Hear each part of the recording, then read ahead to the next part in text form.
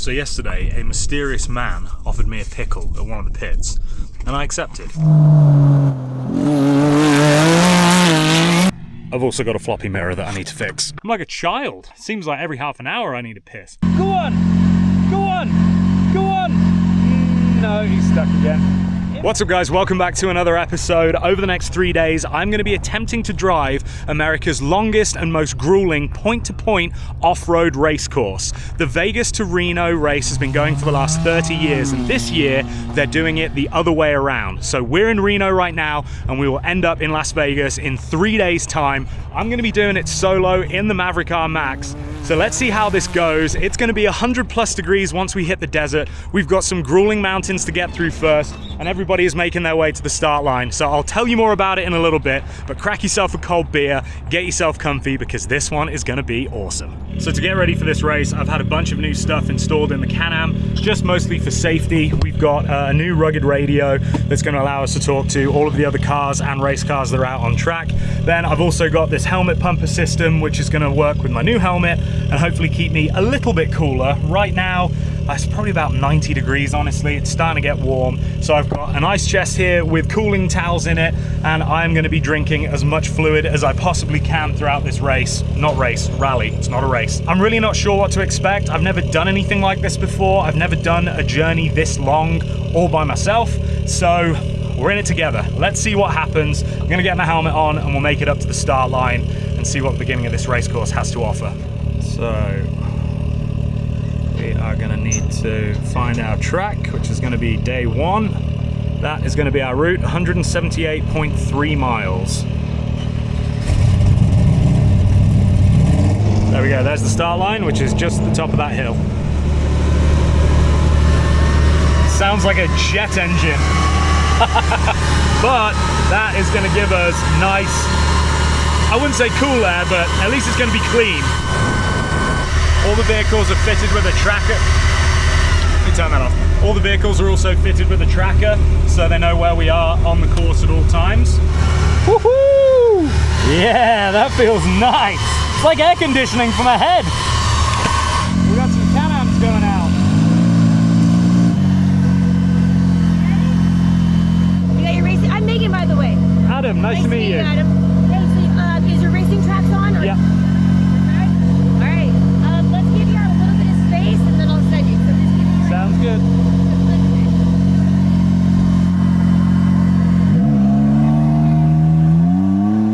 And just like that, I was off, and the only thing standing between me and the finish line was a 505-mile off-road trail that I'd never driven before. I will say, waiting for the green flag to drop, I was feeling a little bit apprehensive, but also I was just so excited to finally be out here on course. You spend weeks planning and preparing the car for trips like this, but once you leave that start line, there's nothing left to do, except keep your eyes on the road and do your best to keep it shiny side up.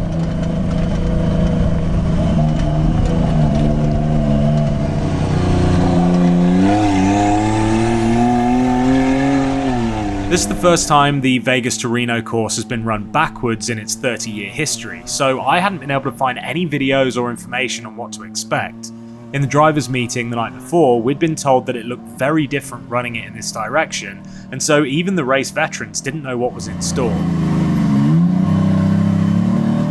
Our starting elevation was around 4,500 feet, but we quickly climbed the Rocky Mountain Pass, which topped out about 6,800 feet. Once I started to catch up with the cars that had gone before me, the dust really started to kick up, and this was the first of many times during the rally that I was thankful for that helmet pumper system.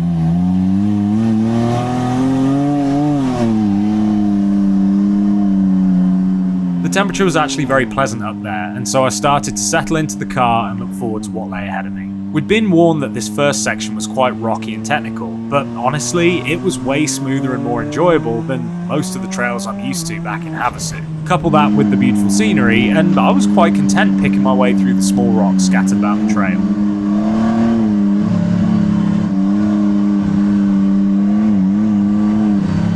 Leading up to the rally, dehydration was a big concern, and so I had been smashing the electrolytes and drinking a ton of water for a few days beforehand, trying to pre-hydrate myself. Well, as it turned out, I was so well hydrated that it meant I kept needing to stop every hour or so to pee. but it also meant that I got to take in some of the epic scenery that I was driving through.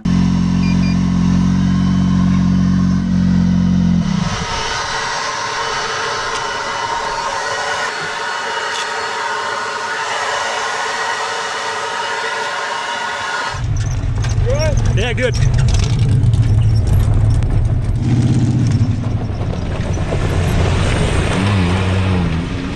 Just stop for a quick pee break and just kind of take a second because some of this scenery is absolutely gorgeous. So from the start line, we kind of climbed up and it was a little bit rocky, and then we came up and over that first mountain. And then after that, it was all like quite technical downhill with a lot of rocks. There is a stock Ram, I think a 1500 or a 2500 on road tires that had got a flat, which isn't surprising really, because yeah, some of this you've got to be really careful about picking your lines because there's some really sharp rocks. So I'm definitely having to keep my eyes firmly on the ground, but taking a minute to enjoy the scenery because wow, it is gorgeous.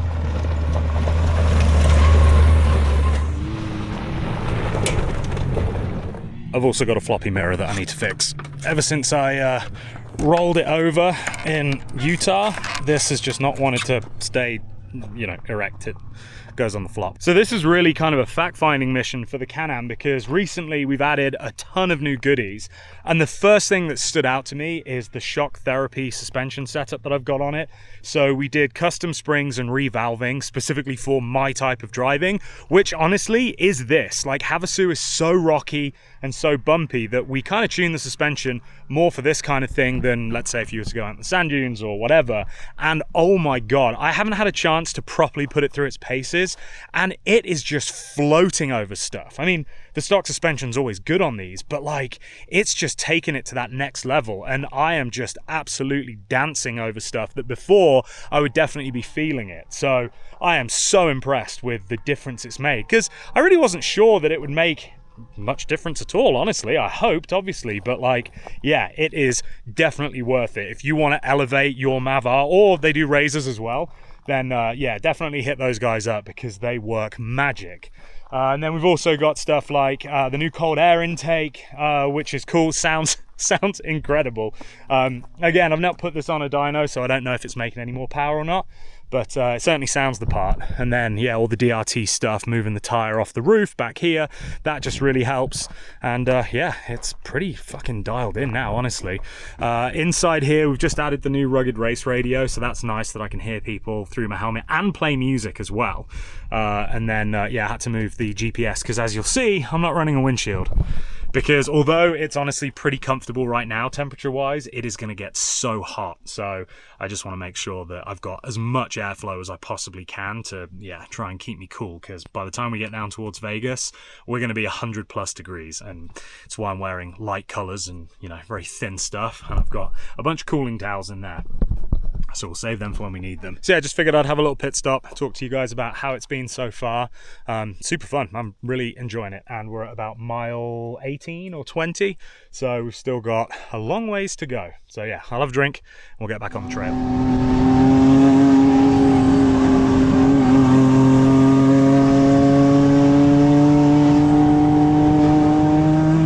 As I came down the backside of the first mountain range, the greenery and vegetation slowly started to disappear and was replaced by a more barren, rocky landscape. I was able to maintain a pretty decent pace through this section though, and before long the dirt turned to sand, and unsurprisingly that brought with it more dust. There were sections where I got caught behind 2 or 3 slower moving vehicles, and it was miserable. Every now and again the wind would blow the right way and it would clear off the trail, but most of the time I was just sat eating dust until there was room for me to sneak past. Thankfully though, everybody was super respectful, and so once they saw me behind them, they'd pull over and wave me through. You know the thing's open, right? Yeah.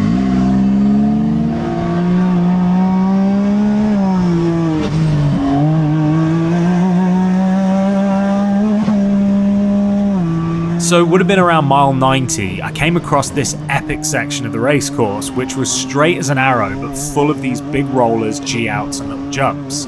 That section on race day is going to be absolutely insane, because if the drivers are brave enough, It's pretty much wide open for 10 or so miles with lots of fun whoop-de-doos in between.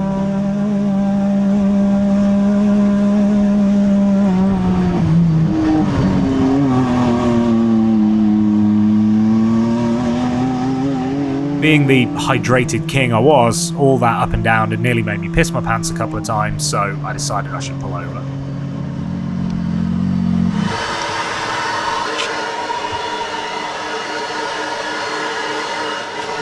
Let's have 5 minutes, shall we? 106 miles. Whoa, that was fun. That was a cool section. Probably the last like 15 miles was all these like big rollers, and then there was a few you could get a bit of air over.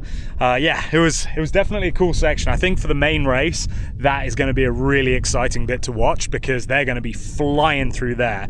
We technically have a 55 mile an hour speed limit on this rally, so we're not able to go fast, but no, I mean 55 is honestly quick enough for the majority of this stuff. Look at this view. I mean, we are getting treated.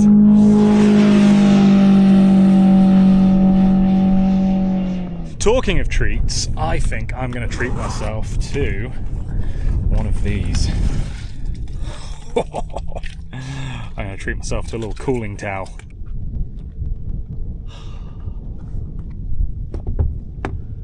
Oh yeah, that feels nice. To be honest, it's actually a lot more bearable than I thought, and that helmet pumper system is making a huge difference. Just keeping the dust out and then also just keeping me cool. It just feels so nice. So yeah, as of right now, I do not feel uncomfortable at all. I don't even think I'm sweating. So tomorrow and the day after, they're going to be our really hot days. Today, I just wanted to figure out how the car was doing, how it was handling, obviously all the new mods and stuff, and also figure out how my fuel is looking too. I just dropped down 1 bar off of full, which on one of these means that I've got about a half a tank left, which is great because I have the 19-gallon extended range tank in here, and then I've got 2 5.5-gallon tanks under the seat. So that means that I basically can dump my tanks under the seat into the main tank and I'll be back up to full again. And we've done 104 miles. I don't know why I was looking at my watch, like that tells me how many miles I've done. We've done about 108 miles, which means that we've got 60 something left. So I'll be absolutely fine just with the fuel that I can carry on board. I was thinking about maybe doing a splash and dash at the last pit, but I just decided not to, and yeah, we'll just send it. So for like 3 days leading up to this trip, I've been smashing the electrolytes and just drinking a ton of water to make sure I was pre-hydrated. And I swear to God, I've never peed so much in my life. I am like, normally when I go out and do these rides, it's A, not as long, and B, you know, on a whim. And so I'll go the whole day without peeing usually, even though I'm drinking water. Today, I'm like a child. Seems like every half an hour I need to piss. Isn't it crazy where life takes you though? Just a kid from a very small town in England. And here I am, doing the Vegas to Reno Rally the other way. Look at that beast. I'll tell you what, I do love this thing. So far, the only thing that's passed me was, I don't know what class it was, but essentially a trophy truck, as most of you all know him. And yeah, he came by me on that whoop section because obviously he was carrying a ton more speed than me. Still sticking to 55 though, I'm sure. But he did make me look slow when I was going 55 and he came past. What an awesome, awesome machine. It's surprising how comfortable it is. The seats are cool. I don't ache when I get out of the car after a 100+ mile day. Can-Am did good. So the town we're going to be staying at tonight is called Tundra, and it's a mining town in the middle of nowhere. And basically this whole area that we're riding through right now was basically the area where the gold rush, the mining boom, started in Nevada. So it was like the late 1800s and it all just popped off here. So there's like a ton of old abandoned towns out here, and you know, towns that still exist but barely anybody lives there, and they all came about from the mining. But there's all kinds of stuff: gold, silver, other minerals as well. I want to say lithium out here too. It's pretty nuts. These hills, as you know, barren and desolate as it might look, they have a ton of stuff in them that'll make you money if you know where to find it. Yeah, so 1 bar down, so we'll dump some fuel. And if you're new to the channel or you've just not seen the build on this car, these are the RPM underseat tanks. So 5.5 gallons each, and then they just dump right into the main tank. And then my main tank is an extended one, so you can see it comes all the way through to here. The factory one just sits underneath the glove box, and then RPM extended it down a little bit further, so it gives you an extra, I think it goes from 13 to 19 gallons or 12 to 19 gallons. So it's a decent upgrade. If you're looking to do more trips like this, or just not have to fill up as often, then I highly recommend it. To be fair, if I can get both of these under-seat tanks into the main tank, then I'll do that. It is nice having the weight down low, so you know, when you are carrying extra fuel, a lot of the time people put them up on the roof rack or on the back or whatever, but having them under the seats, it like keeps that center of gravity way down. So the handling of the car is still just the same as it would be without it. So look who just showed up. The Demolition Derby crew. In my stock Tundra. Show everybody what you did. Who was driving? I've been driving the whole time. Okay. Because I wanted to get my first perspective of what it's like to be on a race course. Never done it. Usually I'm watching little dots back at production, kind of doing some things, so it was really cool to see this one. But we heard some noises, and so Drew gets out, more than just a mechanic, the best mechanic, and also my husband gets out.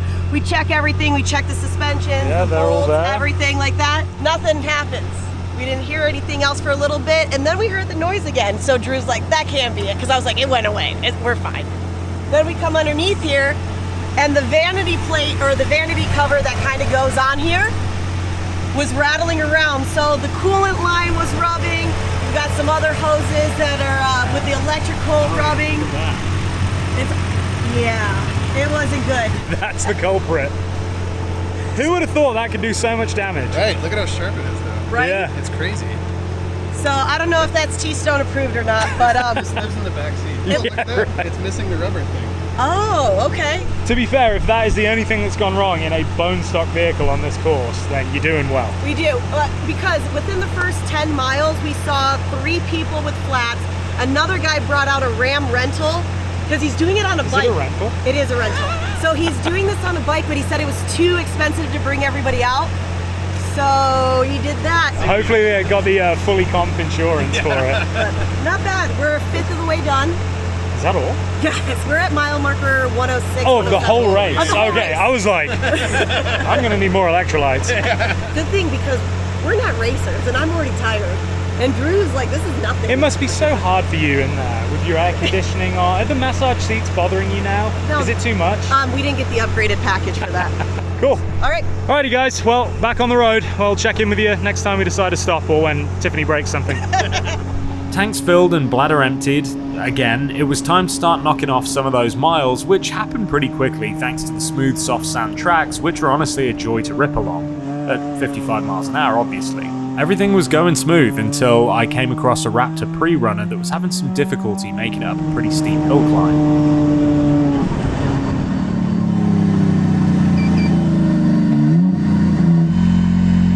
There he goes! Go, go, go, go, go, go, go, go, go, go! Go on! Go on, sunshine! Go on! Go on! Go on! Go on! No, he's stuck again. It must just be a two-wheel drive car. I thought Raptors were four-wheel drive, and that one's all dialed in. He's got like the long travel and the big front fenders and everything. It's a proper like pre-runner, so I'm surprised that he can't get up. Is he two-wheel drive, do you know? I think he is. He needs to be back here. Right. And like, just get it going. Oh, just, yeah.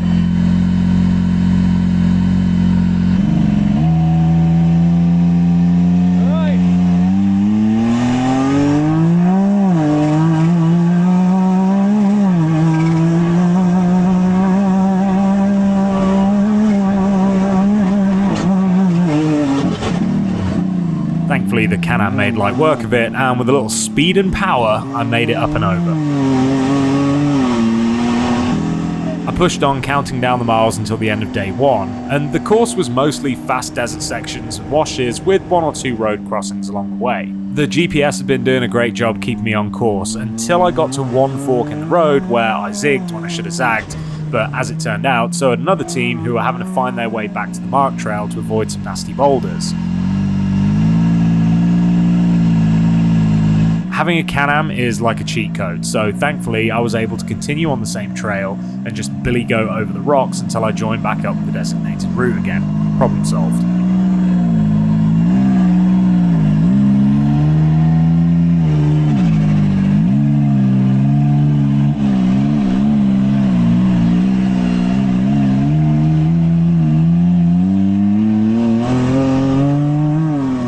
The next sketchy bit was having to squeeze through a tunnel that definitely didn't look wide enough for the Can-Am, but with a bit of Vaseline and the grace of God, I made it work.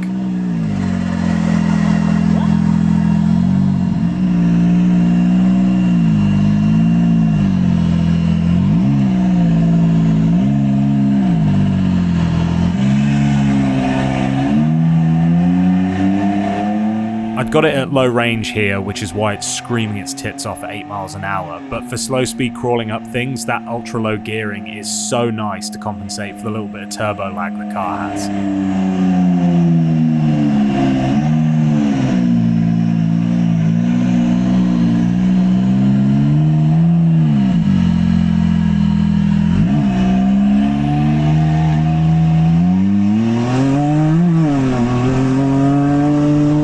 There was a fun little section that ran parallel with the highway here, and you can really listen to the ungodly noises that this car makes with that RPM air intake when it's in Sport Plus mode.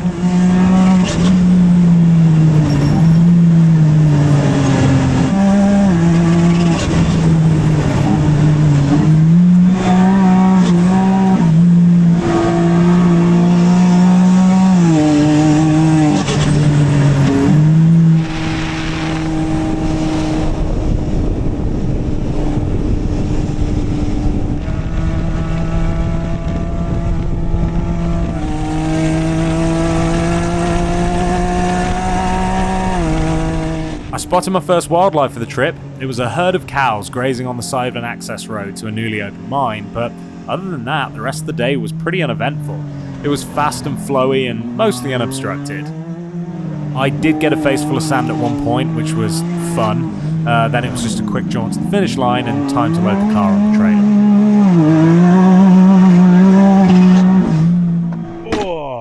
Day one, done. I was actually just sitting in the car for like 20 minutes just decompressing, and now everybody's gone. And my trailer that's picking me up is having to pick up another broken down vehicle. So yeah, it's just me, and there's like a couple of guys all the way down there.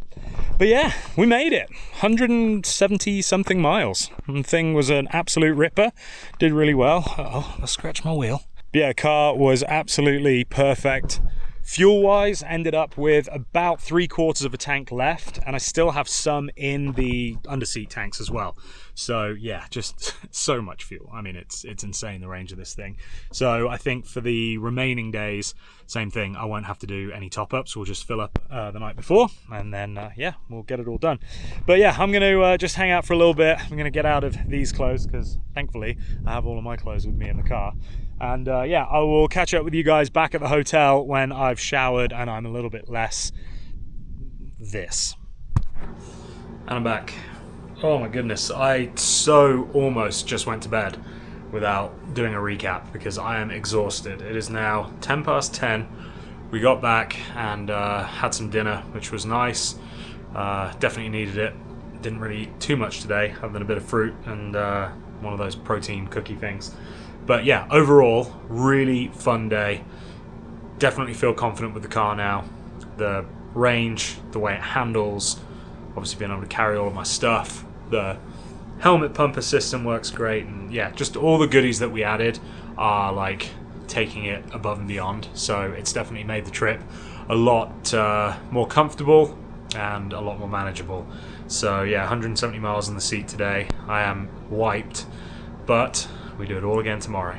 So apparently tomorrow there's going to be some more fun sections. The temperature is going to start to climb now.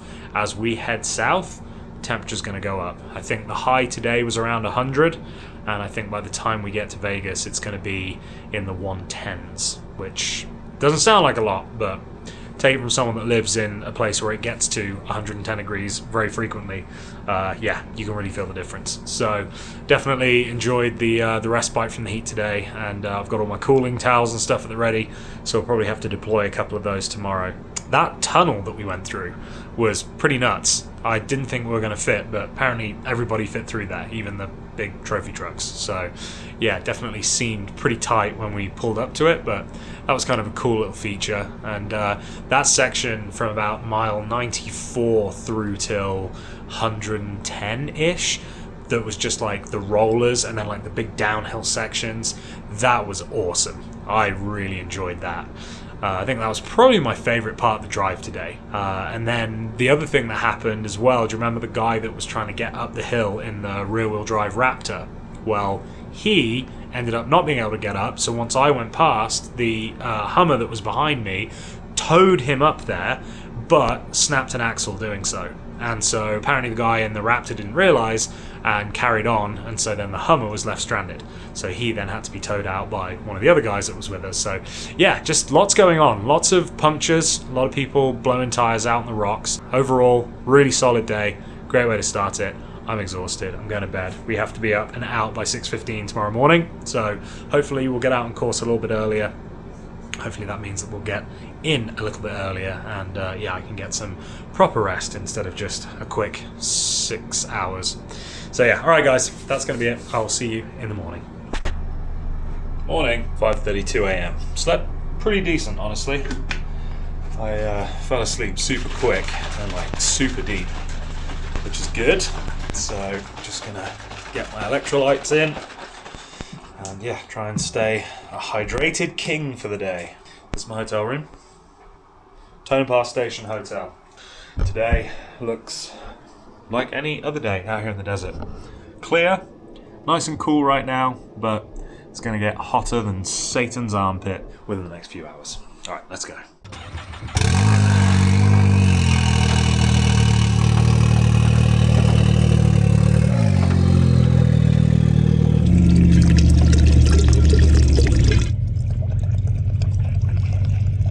One of the things that I've been doing to keep myself hydrated, which has been working great, is I've got this soft cooler, filled it with ice. It's got my cooling towels and stuff in here, but I put my hydro pack in it and then have the hose just hanging out of the corner and then sit it on the passenger seat, and that way I've constantly got a nice cold water feed. So that was clutch yesterday. Any slow sections where I could just use one hand, throw it in my helmet, and yeah, it was definitely the way to keep hydrated. There is actually a system that I've been looking into for the car that has a button on the steering wheel, and it actually sprays water into your mouth. You like put it into your helmet.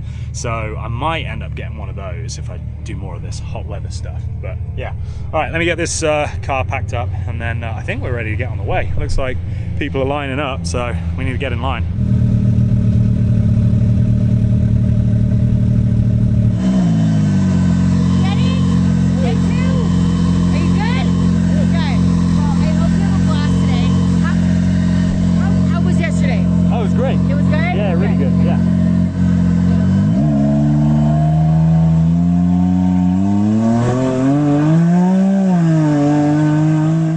Picked up the course right where we left off the day before and headed up through some rocky sections. Immediately, the dust was insane, and coupled with the low sun, it was pretty miserable for a few miles. I made it past some of the slower cars and things started to clear up, which meant that I could really enjoy the trail as it snaked up the mountain and into some tree cover.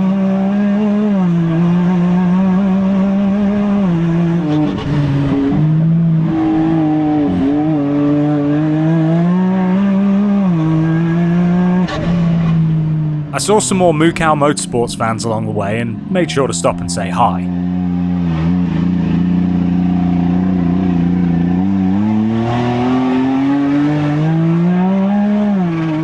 Then it was onwards and upwards, and I'm not going to lie, I think I hit flow state for the first time in this car. It just felt so good. It's the most connected I've felt with it since I got it. And being out there in the mountains, linking the turns on one of America's most historic and longest point-to-point courses, just felt really special. I did miss a turn at one point, or at least I thought I did. My GPS looked like it was telling me I had to do a sharp right turn, and I thought I'd gone past it. But as it turned out, it was just user error, and I hadn't actually reached the turn yet.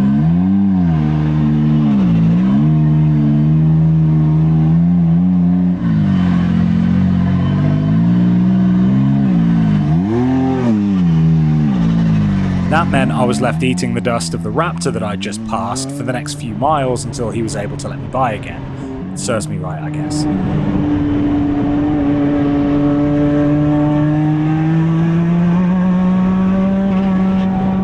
Dust was the biggest challenge on day 2. You just couldn't escape it. Every 30 seconds I was wiping my visor, and it was super fine silt that just seems to stick to everything. Thankfully my pumper kept most of it out of my helmet, so I could at least breathe fine, but being totally honest, I was starting to get pissed off with it after a while.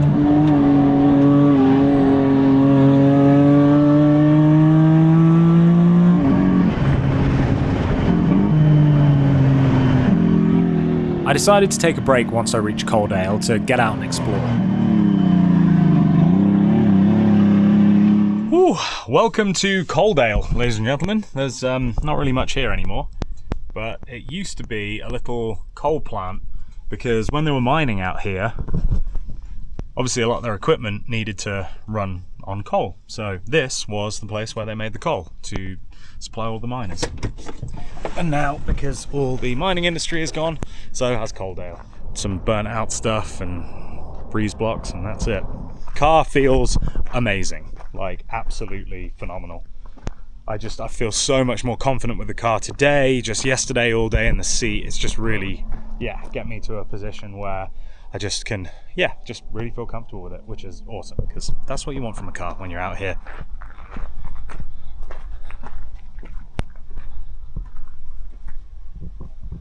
Wow.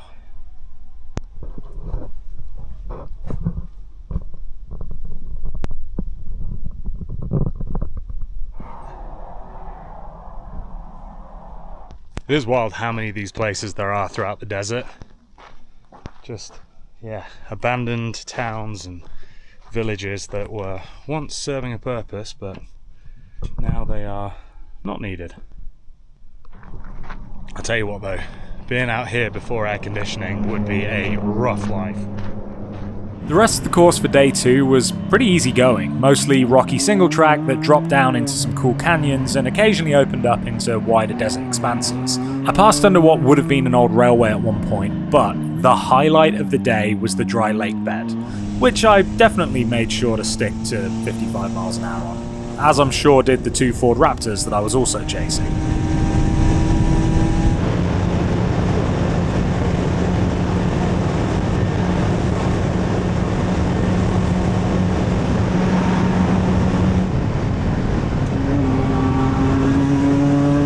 It's honestly amazing how planted the Can-Am feels at those speeds. The versatility it offers from low-speed rock crawling all the way to high-speed desert runs is truly impressive.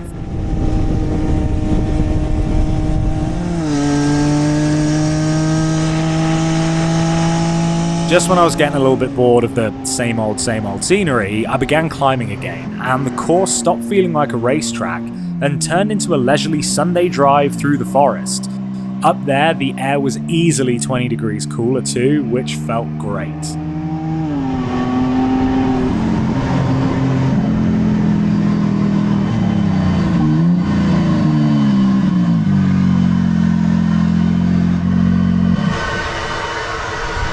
What a gorgeous place to stop. This trip has been amazing today. All the different sceneries we've been through and everything else, it's just been absolutely wild. We've done a dry lake bed, we went through the mountain, we've been through the desert, now we're back in the mountains again, and it is literally like 70 degrees and breezy. It feels so good. I think, I look like I've peed myself. Look at this. That's where all my sweat's been going. So figured we'd just take 5, have a little drink, rehydrate. We've only got about 40 miles to go.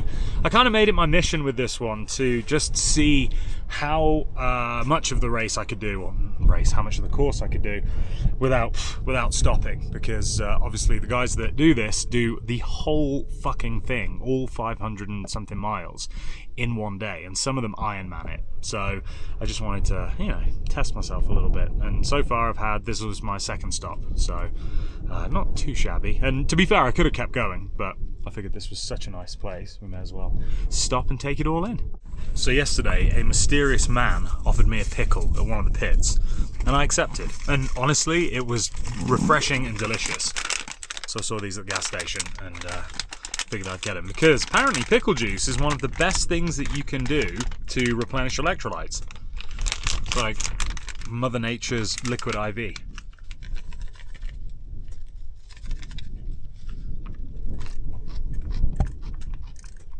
But I will say, when you're dehydrated or there's somewhere hot, a nice cold crispy pickle. This is a revelation for me. I love pickles, don't get me wrong, but I've never had one as like a refreshment. It's always been with a burger or, you know, something like that. But they hit the spot out here.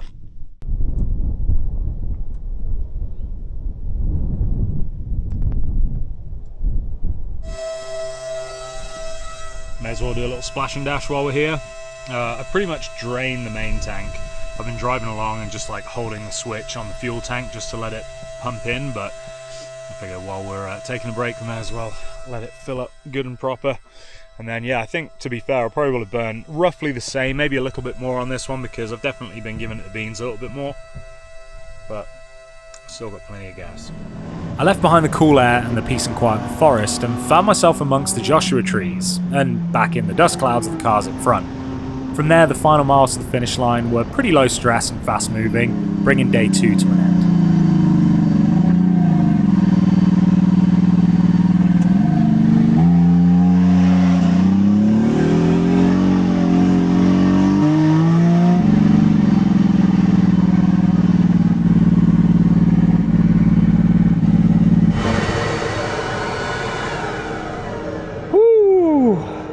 We did it. Day 2, done. Oh, man, that was cool. I enjoyed that. I'm tired though. I'm glad we stopped at, it's 1:15. I've been done for about 20 minutes, just chilling here. In fact, talking of chilling, I think I'm gonna treat myself to one of these. It really wasn't hot at all today. Like, I was sweating, but to be fair, I always sweat. Woohoo, look at that ice. I always sweat when I'm driving the Can-Am. Jesus. That's nice.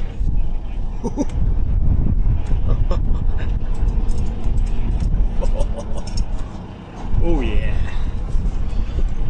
That's nice. But I have to keep reminding myself that there's going to be people on race day who are doing all of these easy trails that we're on at 100 miles an hour, which changes everything. So as much as I might be driving around going, oh, this is lots of fun, this is easy, imagine doing it at 2 or 3 times the speed against other people. So this is my view currently. Everybody's loading up their stuff. Oh look, a little Can-Am. So I forgot to start recording my route. I've obviously been following the GPX, but I also have been recording my routes just in case if you get lost or whatever, you can backtrack. And this is where I stopped at the Colville, that place that was all burnt down. So from there, it was 3 hours to get to the finish line. And I think realistically, so if it's 1 now, 12, 11, 10, so I would have been there at 10:30, and we got off the line about 8. So about 5 hours of driving, 5.25 hours of driving. And what is absolutely insane is that the guys that race it on the motorcycles, the record I believe stands at about 8 hours solo on a motorcycle. So in 3 hours longer than it took me to do my trip today, somebody did the whole race, yesterday, today, and what we're gonna have to do tomorrow. That's insane. On a bike as well. I can't imagine going through some of that on a bike. I'd fall off. Alright, let's see how much fuel we burn. I'm guessing it's going to be about the same as yesterday, maybe a little bit more. Yesterday was 18 gallons. I can really use a Frosty. This Where's my is dollar so Frosty? annoying. My dollar Frosty right now. One of the worst things about Ladies, American gas Frosty. stations Now is just these a buck. damn adverts just in your ear constantly. Alright, 18.8 gallons, so basically a gallon more than yesterday. Not bad considering we were getting a wriggle on.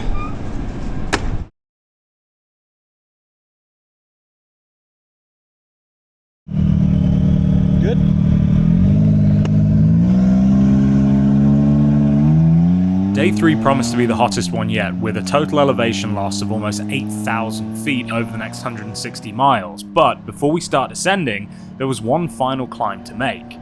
In our drivers meeting the night before, we were warned about a section on the other side of this hill where the edges of the course had sheer cliffs and no guardrail. It was marked a triple danger, which is the most severe. Needless to say, I took my time winding down the backside of the mountain, making sure to keep my tyres well away from the edge.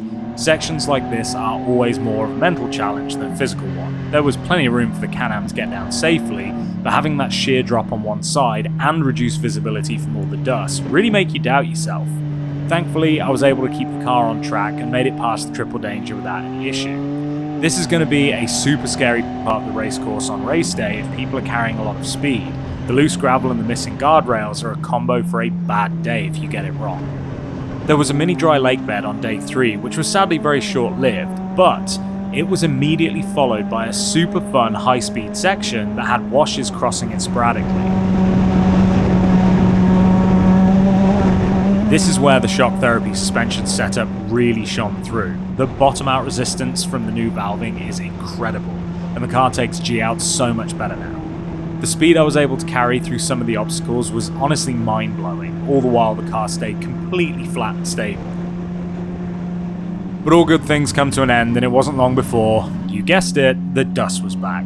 The silt beds on the last leg were something else, and the dust they kicked up was so thick at times I couldn't see the front of the car. Every time I would pass somebody, I'd get a few miles of respite before I inevitably caught up with someone else, and then had to eat dust again.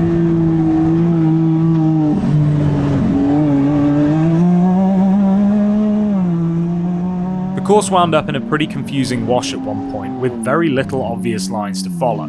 I found myself off-piste a couple of times, having to try and find a way back onto the marked course, and I think this is a section that will cause people issues during the real race, as it was hard enough to follow at low speed, let alone at race pace, and after 400 miles of driving. At one point I came up behind a side-by-side and a race truck of some sort, and we had this cool three-way split going on, with each of us taking a different trail in the attempt to avoid the dust. My choice of line probably wasn't the smartest, as it looked like it might not have been used for a while, so there were random rocks and boulders that would be perfect for blowing out a sidewall. Thankfully though, I did manage to avoid them, and I kept up as best as I could with the truck.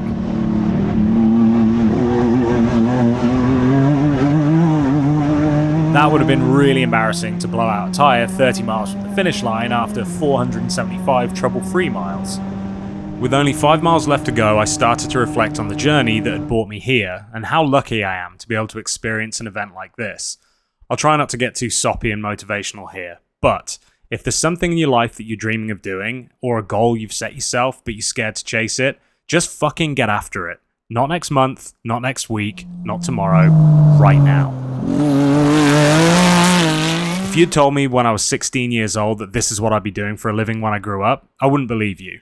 But I didn't get here by luck. I worked my ass off and made the most of opportunities that presented themselves to keep moving in the direction of doing what I love. So yeah, life's too short not to enjoy it.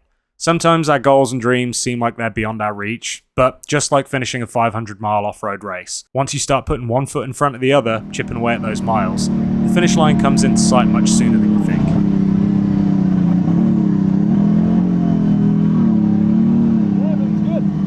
Good. Appreciate you coming, man. Thank you very much. Appreciate you. But all the route will take you to your truck. Thank you. Appreciate it.